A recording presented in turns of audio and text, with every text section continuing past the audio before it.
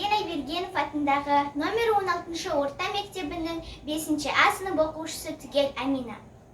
Мұқағали Мақатаевтың 90 жылдығына орай Мұқағали Мақатаевқа арнау. Ал қазағым, шаттан айық бүгін бір, төгіледі бүгін өлең, бүгін жыр.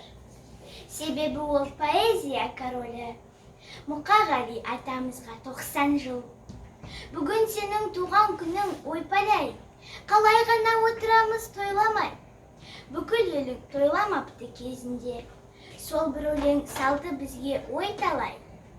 Туған күнің бүгін жатыр тойланып, арнауымды жаздым қалам қолғалып.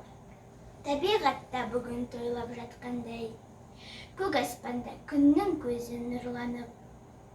Үш бақытты жырлаған ұлы ақын, ерте сөндің сүріп ғұмыр қысқатым. Өшпес ізін қалдырған дара тұлға, үлгісі боп артындағы ұрпақтың.